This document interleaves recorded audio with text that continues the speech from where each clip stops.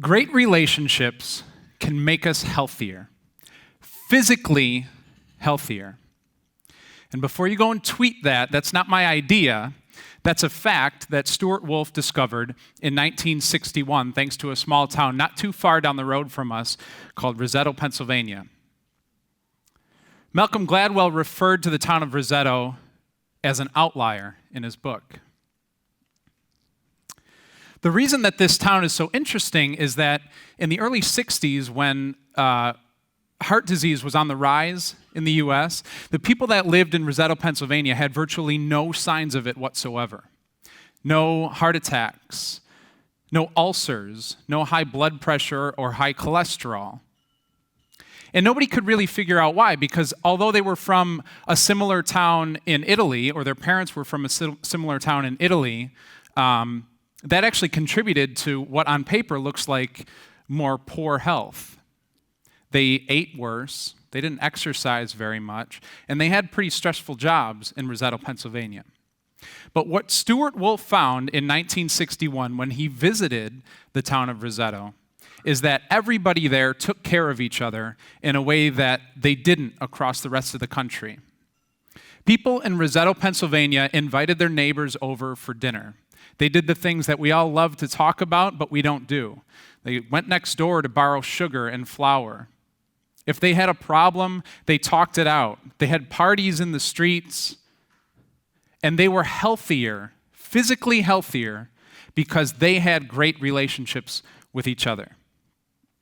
Now, as I mentioned, these people were all from a similar town in Italy, or their parents were from a similar town in Italy, and so they spoke Italian in Rosetto, Pennsylvania. And they had a word for each other. In Italian, paesano literally means somebody who lives in the same town as you, a townsfolk or a countryman.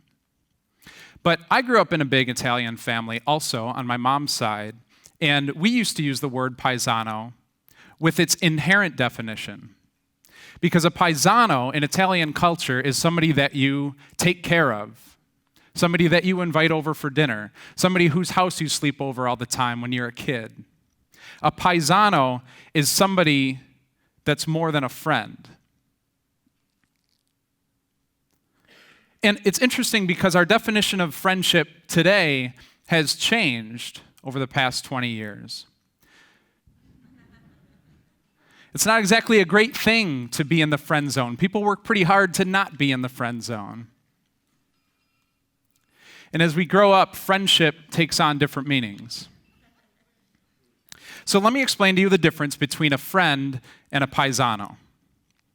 A friend is going to share pictures of their meals. A paesano is going to invite you over for dinner. A friend is going to wish you a happy birthday on your Facebook wall. And a paesano is going to, at very least, send a card, if not party with you. A friend is going to share their vacation pictures and probably make you feel a little bit bad that you're not there. And a paesano will be in the chair next to you on the beach. And the reason we don't have more paesanos, the reason we have so many friends, is because we get distracted when we're hanging out with our paesanos. Now, some people like to blame the technology, but the truth is we are distracted, and it's not only because of technology.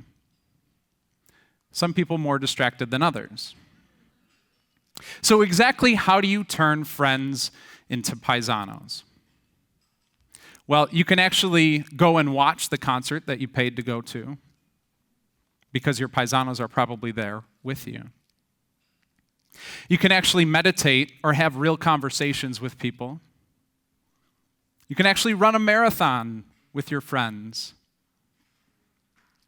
Feel free to get married without updating your Facebook status while you're still on the altar. And then actually sleep with your spouse. Your friends are the people through the screen. So pay less attention to them when you're out with your paesanos, because the paesanos are the ones that are right there next to you, and they're the ones that matter most. Thank you.